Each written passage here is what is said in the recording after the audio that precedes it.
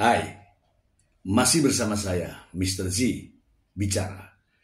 Tentu saja bicara tentang kebenaran, berdasarkan fakta, data, dan realita. Teman-teman, makin menarik saja ya apa yang dihadapi oleh Nikita Mirzani.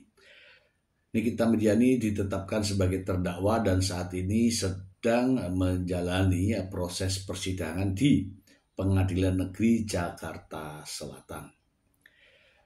Nikita Mirzani tidak sendirian ya, tetapi Nikita Mirzani ada pihak lain ya, yaitu asistennya yang bersama-sama melakukan tindak pidana pemerasan dan tindak pidana pencucian uang.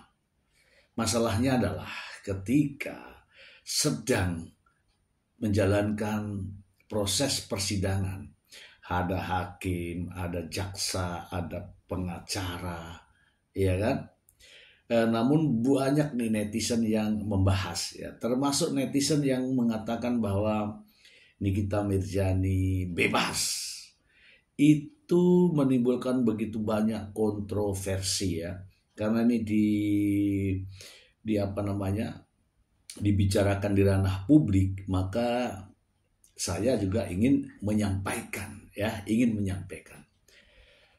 Bahkan saya sudah membuat sayembara ya teman-teman, bahwa silakan buat narasi video untuk terkait dengan pembebasan Nikita Mirzani, atau narasi yang kira-kira ya, narasi yang memiliki pandangan logis terkait dengan bebasnya Nikita Mirzani.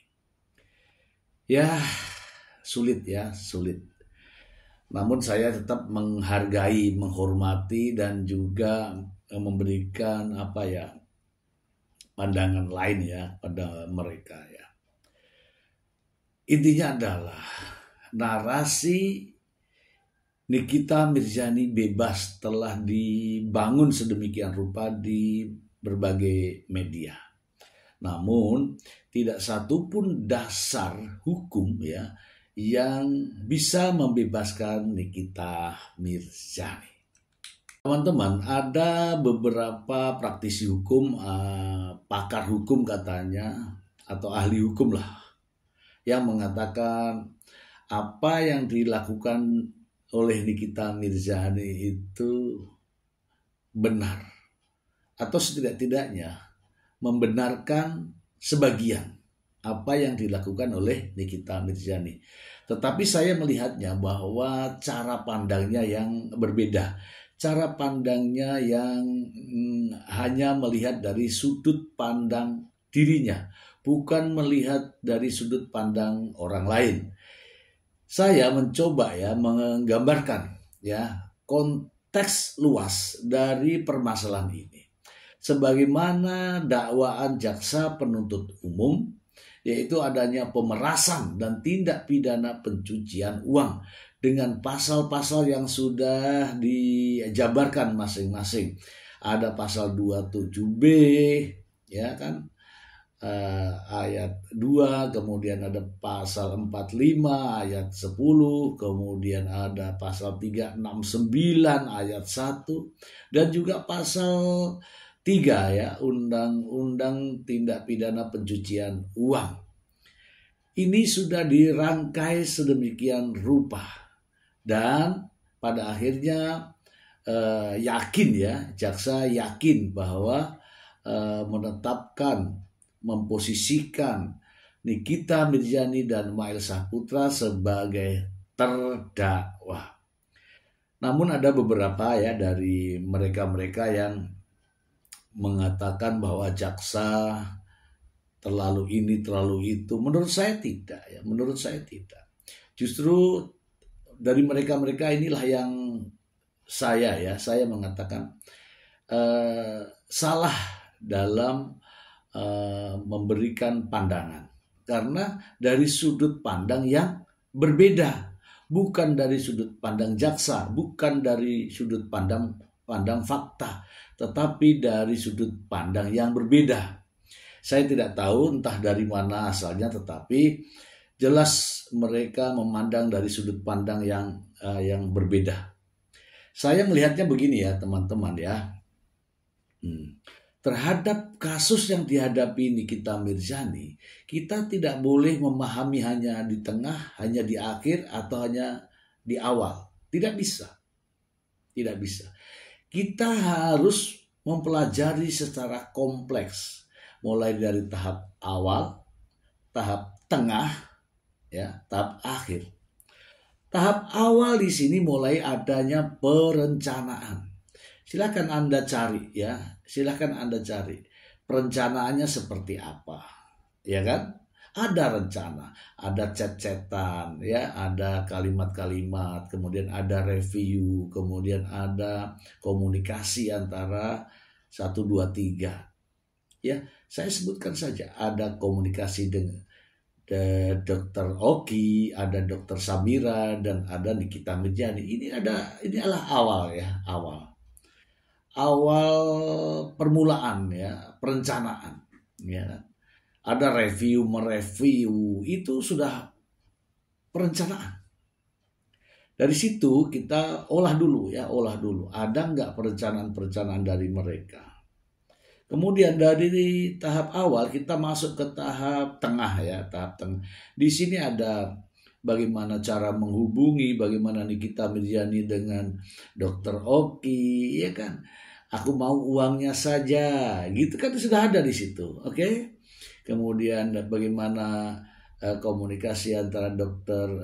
Reza dengan Dr. Oki.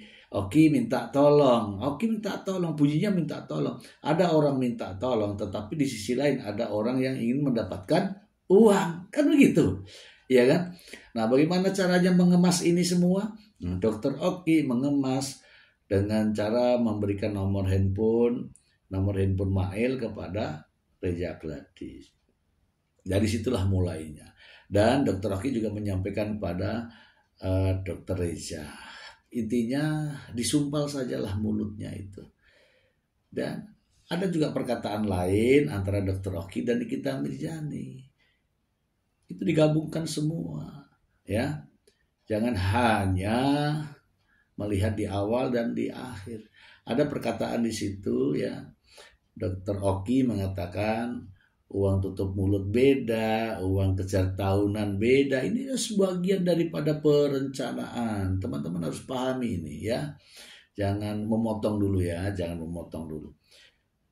itu bagaimana Mail dengan instruksi. Saya katakan instruksi ya, instruksi Nikita Mirzani.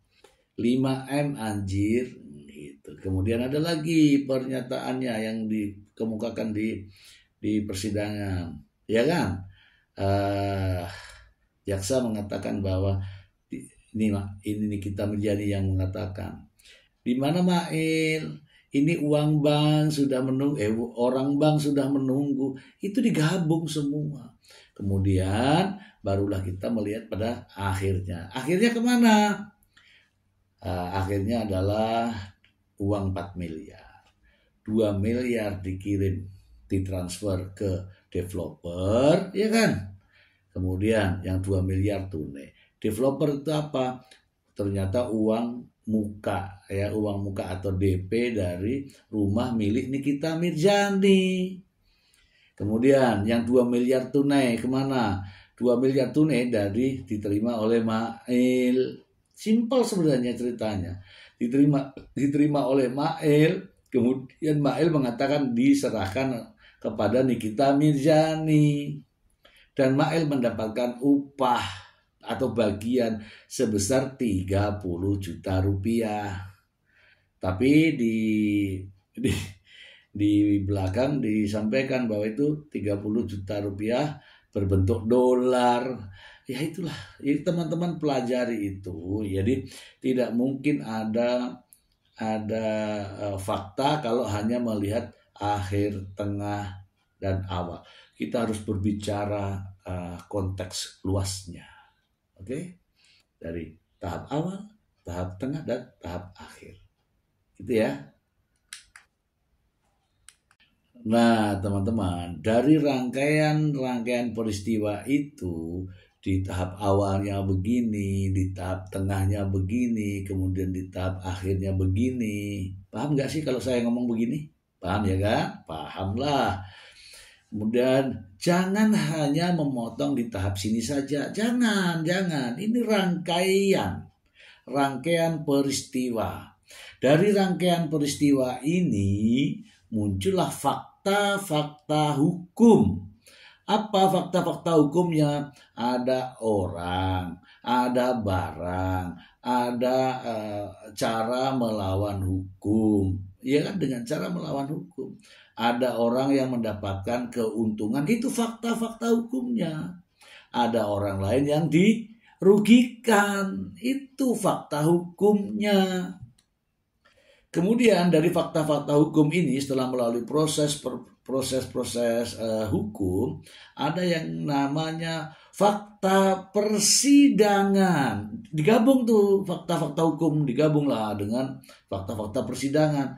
Jangan dipisahkan lagi, jangan dipisahkan lagi. Setelah ada fakta hukum, kemudian ada fakta-fakta persidangan, ya kan?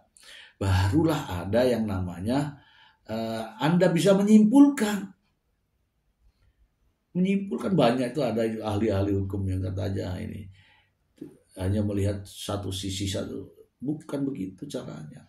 Dari fakta-fakta hukum, jadi ada peristiwa itu, kemudian di dalam sidang itu kan ada fakta-fakta, ada saksi, ada ahli, ada korban, ada terdakwa. Jadi satu itu namanya fakta-fakta persidangan. Barulah nanti bisa menyimpulkan apakah, ya kan? Apakah ini terbukti atau tidak dari fakta-fakta persidangan itu. Kalau terbukti ya pastilah dihukum. Kalau tidak terbukti pasti dibebaskan. Itu saja. Jadi kita harus melihat rangkaian peristiwanya. Fakta-fakta hukumnya seperti apa dan fakta persidangannya seperti apa. Baru bisa mengambil kesimpulan. Jangan mengabaikan fakta persidangan. Baru menyimpulkan. Iya kan? Baru berdebat di komal-komal bahwa itu salah, menyalahkan hakimnya, menyalahkan jaksanya, menyalahkan polisinya. Perhatikan dulu fakta-fakta hukum dan fakta-fakta persidangan. Baru ada narasi berikutnya, ya. Jangan sedikit-sedikit bebaskan Ami. Ami maksudnya kan Nikita Mirzani kan? Enggak begitu. Ada fakta hukum, ada fakta persidangan. Gitu ya, jangan bikin masyarakat bodoh, teman-teman ya. Jangan menerima pandangan-pandangan yang seolah-olah bagus, cerdas, pandai, tapi memutar fakta. Itu berbahaya teman-teman ya, berbahaya. Saya dalam video saya membuat sayembara karena saya ada keinginan untuk mengkaji lebih dalam mengapa sih ada fenomena masyarakat luas ya, yang selalu kalau ada video-video itu dia tapping di bawah. Bukan hanya video saya, video orang lain pun sama, tappingannya sama, komentarnya sama ya. Bebaskan Ami, bebaskan Nikita bebas. Nah, dengan adanya fenomena seperti itu, saya membuat sayembara. Apa sih maksudnya ini? Bisa nggak ya dibuat narasi supaya tergambarkan dalam video Nikita Mirzani bebas dalam bahasa yang sederhana, sesuai dengan pandangan orang yang mengatakan itu. Yang sederhana saja, nggak usah bulat. Teori ini, teori itu, ini, itu. Pada akhirnya nggak dipahami oleh masyarakat. Yang saya inginkan membuat video itu yang narasi sendiri dengan pandangan yang logis, dipahami oleh masyarakat dan dapat sebagai bahan edukasi. Bukan justru membuat istilah-istilah yang mumetisasi. orang menjadi mumet gara-gara teori terlalu banyak, nggak pernah praktek mungkin, sehingga mumet. Sehingga nyalahkanlah jaksa, nyalahkan hakim, nyalahkan polisi, semua salah. Ini ada ya, ada video-videonya ya. Teman-teman, saya kasih contoh nih. Ada 3 contoh yang baru saya akan sampaikan. Ini narasi menurut pandangan. Jadi tidak perlu muluk-muluk. Narasi menurut pandangan kita, pandangan Anda, pandangan masyarakat. Narasi yang mendidik, narasi yang memberikan edukasi, bukan yang provokasi. Saya buat ya. Ini contohnya ini ya. Ini adalah video pertama ya terkait dengan narasi bebasnya Nikita Mirzani. Saya kasih contoh begini. Sebelum berbicara tentang kebebasan atau bebasnya Nikita Mirzani, saya tantang Anda, jelaskan terlebih dahulu kepada saya, uang 4 miliar rupiah itu uang apa? Uang apa?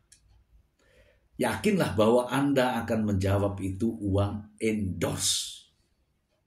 Pasti ya, karena Nikita Mirzani menyebutkan itu endorse.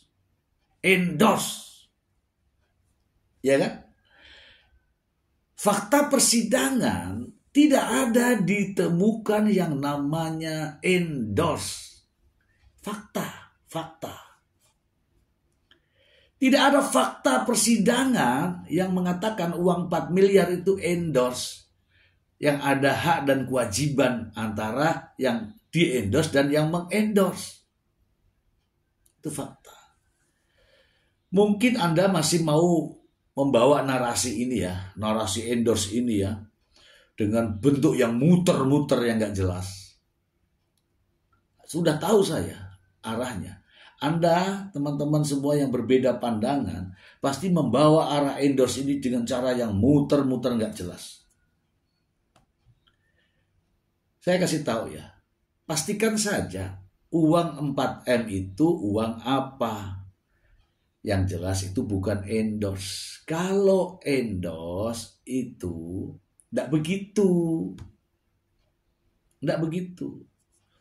Ini adalah akal-akalan dengan bahasa endorse. Ya, silakan terdakwa nanti buktikan ya di persidangan bahwa uang 4 miliar ini adalah endorse.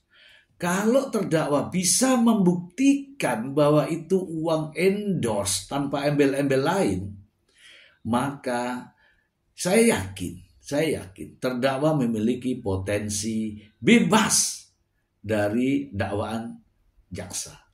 Memiliki potensi bebas, sekali lagi ya, dari vonis hakim. Kalau bisa membuktikan uang 4 miliar ini adalah endorse. Oke, ini yang kedua ya, Sebelum kita membicarakan mengenai Nikita bebas. Iya kan? Malu sebenarnya itu nulis di tappingan itu mengatakan Nikita Mirzani bebas. Tetapi tidak tahu narasi apa yang bisa membebaskan Nikita Mirzani. Sebagai terdakwa, ya minimal membebaskan Nikita Mirzani dari dakwaan jaksa penuntut umum. Oke teman-teman, Nikita Mirzani sebagai terdakwa dalam ruang persidangan menyatakan bahwa perbuatan mengenai negosiasi itu ya yang terhadap Dr. Reza Gladys itu ya dilakukan oleh Ismail dari 5M menjadi 4M. Ini fakta persidangan ini. Jangan dibantah. Faktanya ya ini. Katanya ya, itu kan nego, ada 5M menjadi 4M. Dan yang melakukan bukan Nikita Mirzani, tetapi Ismail. Itu kata Nikita Mirzani dalam ruang persidangan. Artinya semua ini adalah ide dari Ismail. Gak usah kemana-mana. Udahlah, Nikita Mirzani akan bebas kalau ini semua Ismail. Iya kan? Maksudnya kan begitu. Ini adalah ide dari Ismail. Bukan dari Nikita Mirzani. Gak usah muter-muter, ya, gak usah muter-muter. Dengan berbagai kalimat, ini kalau diputar-putar, bikin bingung masyarakat. Bukan mengedukasi, tetapi muterisasi. Sedangkan fakta ini teman-teman, fakta ini 4 miliar itu, apakah itu untuk Ismail? Digunakan untuk kepentingan Ismail. Kalau itu ide Ismail. Apakah tidak ada kontribusi ya dari Nikita Mirzani, dari terdakwa? Faktanya nih teman-teman ya, uang 4 miliar itu digunakan untuk Nikita Mirzani. Apakah Ismail memanfaatkan uang itu? Ya, Ismail mendapatkan uang 30 juta rupiah dalam bentuk dolar katanya. Lalu selebihnya kemana? Ke terdakwa Nikita Mirzani. Silakan Nikita Mirzani bantah ini, tidak usah muter-muter. Bantah bahwa saya tidak, gitu ya. Saya tidak menerima uang dari Ismail. Faktanya uang itu digunakan untuk kepentingan Nikita Mirzani. Nah, ini yang ketiga ya, Gak usahlah kita berbicara bebas Nikita kalau tidak tahu fakta yang sebenarnya. Ya, oke ya. Ini yang ketiga ya teman-teman ya. Sebelum kita berbicara mengenai terdakwa bebas. Saya kasih tahu ya. Diakui oleh terdakwa Nikita Mirzani bahwa benar adanya aliran dana uang 4 miliar. Itu benar. Tadi di depan tadi saya sudah tanyakan, uang 4 miliar ini uang apa? Oke. Yang 2 miliar, ini fakta ya, yang 2 miliar ditransfer dari Reza Gladys ke PT Bumi Paramawisesa, rumah atas nama Nikita Mirzani, dibayarkan sebagai DP rumah. Fakta persidangan. Fakta ini. Kemudian di dalam pernyataannya Nikita Mirzani mengatakan bahwa 1,4 M bayar lagi rumah ke PT Bumi Paramawisesa 1,4 M. Nah, tetapi Nikita menyatakan bahwa itu yang 1,4 M itu, ya kan? Ini fakta ini. Bukan uang itu yang mulia, itu uang lain. Sementara Mail mengatakan setelah menerima uang 2 miliar secara tunai diserahkan kepada Nikita Mirzani. Kalau Nikita Mirzani menganggap bahwa 1,4 M bukan daripada uang yang 2 miliar itu, maka Nikita Mirzani wajib membuktikan kemana uang 2 M yang tunai diserahkan oleh Mail Saputra kepada terdakwa. Tunjukkan di mana itu yang 2 M. Katanya yang 1,4 M yang dibayarkan belakangan ke PT Bumi Parama Wisesa itu uang lain. Artinya masih ada uang 2 M yang dari hasil ya Ismail Marzuki. Sekarang pertanyaannya, uang 2 M itu yang diserahkan oleh Mail Marzuki itu kemana? Artinya masih ada di tangan Nikita Mirzani, karena Nikita Mirzani mengatakan bukan uang itu hasil yang lain. Nah sekarang uang 2 M itu untuk apa yang diserahkan tunai itu? Nah ini nih, kalau Nikita Mirzani bisa membuktikan uang ini bahwa itu bukan dari hasil kejahatan misalnya, ya, atau setidak-tidaknya Nikita memiliki kewajiban untuk menjelaskan ini, ya kemungkinan besar ada peluang Nikita Mirzani bebas kalau bisa menjelaskan tentang keberadaan uang 2 miliar. Karena yang 2 miliar kan sudah langsung dari Reza Gladys ke PT Bumi Parama Wisesa. Tetapi yang 2 miliar ini dalam persidangan kan tidak diakui bahwa 1,4 bukan uang dari situ. Silahkan Nikita Mirzani buktikan. Maka ada peluang Nikita Mirzani bebas dari dakwaan jaksa penuntut umum. Ya. Teman-teman, saya sudah buatkan narasinya. Saya sudah buatkan videonya. Sekarang kalau menulis Nikita Mirzani bebas, alasannya apa? Iya kan? Iya, harus jelas dong alasannya. Ya, jangan hanya hok begitu. Kemudian berpendapat tetapi tidak mengedukasi. Harus melihat fakta-fakta hukum dan fakta-fakta persidangan. Bukan asal senang, bukan asal benci. Ya kan? Benci dengan hakim, benci dengan jaksa, benci dengan orang lain yang punya pendapatnya dibuat berbeda. Itu bukan mengedukasi. Ya, silahkan. Mungkin hak Anda untuk membela, hak Anda untuk mendukung. Tapi buatlah narasi yang mendidik, narasi yang memberikan edukasi, bukan hanya semata-mata fantasi. Itu saja dari saya. Semoga bermanfaat. Terima kasih.